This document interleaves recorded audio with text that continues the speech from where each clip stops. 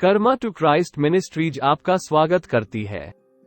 आइए हम परमेश्वर के वचन पर चर्चा करें। आज का वार्तालाप का शीर्षक है, क्या आप सफल होना चाहते हैं? आज के बाइबल छंद है यहोशू अध्याय 1:8।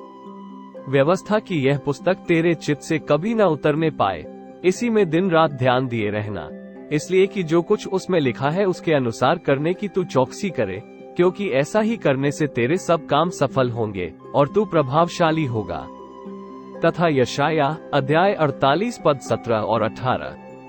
यहोवा जो तेरा छुड़ाने वाला और इस्राएल का पवित्र है, वो यूं कहता है, मैं ही तेरा परमेश्वर यहोवा हूँ, जो तुझे तेरे लाभ के लिए शिक्षा देता हूँ और जिस मार्ग से तुझे जाना है उसी मार्ग पर तुझे ले चलता हूँ।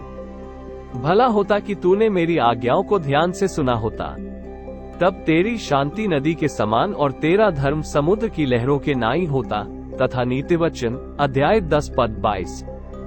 धन यहोवा की आशीष ही से मिलता है और वह उसके साथ दुख नहीं मिलाता। तथा भजन संहिता अध्याय 103:2।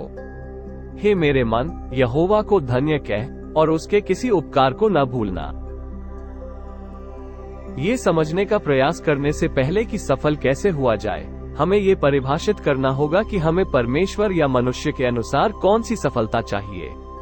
वे कुछ क्षेत्रों में समान हैं, लेकिन अपनी नींव में बिल्कुल भिन्न है। कोई सफलता को भौतिक लाभ, आनंद, पारिवारिक जीवन, धन, आराम, नौकरों और भंडार गृहों का होना, गरीबी का सामना कर रहे लोगों को प्रचुर मात्रा में देना और अपने बच्चों और पोते पोतियों के भरण पोषण के लिए वित्तीय स्थिरता होना आदि के रूप में परिभाषित करता है।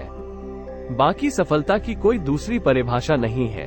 ये बिल्कुल वही है जो ईश्वर आपके लिए चाहता है और मनुष्य भी यही चाहते हैं। अंतर यह है कि मनुष्य जिस सफलता के पीछे भागता है वह ईश्वर के मार्गदर्शन, ईश्वर की आज्ञाओं का पालन नहीं है, न ही उस सफलता का श्रेय ईश्वर को दिया जाता है। यह आत्मनिर्भर और स्वतंत्र मानसिकता ईसाइयों के बीच भी देखी जाती है, जो दशमांश और प्रसाद के रूप में परमेश्वर को वापस नहीं देते हैं। इस प्रकार यह स्वीकार नहीं करते हैं कि वह है जो पहले हमें सभी चीजें देता है और हमें समृद्ध होना सिखाता है। जब हम ईश्वर और उसके लाभों को भूल जाते हैं, तो हम हमेशा उसे उन चीजों के लिए दोषी ठहराते हैं जो हमारे पास नहीं है या जो हमसे छीन ली गई है, और हमें वह नहीं दे रहे हैं जो हम चाहते हैं, जब हम चाहते हैं और हम कैसे चाहते हैं।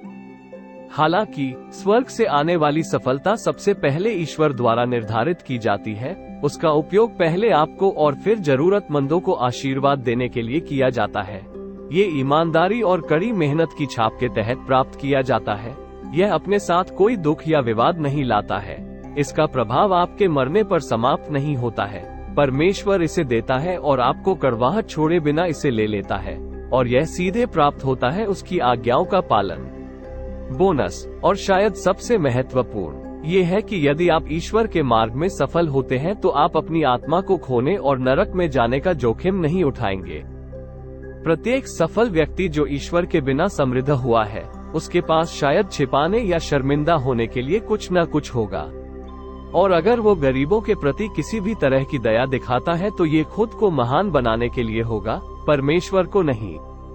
आप दुनिया के सबसे धनी व्यक्ति बन सकते हैं, लेकिन यदि आपने यीशु को अपने उद्धारकर्ता के रूप में प्राप्त नहीं किया है, तो इससे आपको अनंत काल तक कोई लाभ नहीं होगा।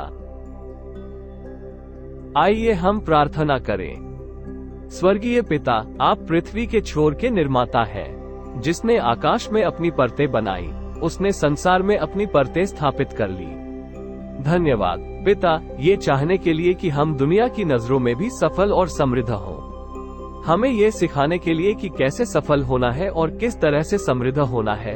हमारा मार्गदर्शन करने के लिए धन्यवाद। आपके निर्देशों पर ध्यान न देने और सफलता के तरीकों में दुनिया की नकल करने के लिए हमें क्षमा करें। हमें ये साबित करने के लिए दशमांश और भेंट न देने के लिए क्षमा करें कि हमारे पास जो कुछ भी है वह आपका है। हमारे मार्ग को समृद्ध बनाने के लिए दिन रात आपके वचन पर ध्यान करने में हमारी सहायता करें। धन्यवाद कि मसीह के माध्यम से हम पश्चाताप कर सकते हैं और आपके साथ नई शुरुआत कर सकते हैं। हम घोषणा करते हैं कि हम देंगे और समृद्ध होंगे, और जो सफलता आप हमें प्रदान करेंगे उसके साथ कोई दुख या शर्म नहीं होगी। हम यीशु के शक्तिशाली नाम में मांगते हैं, आमीन।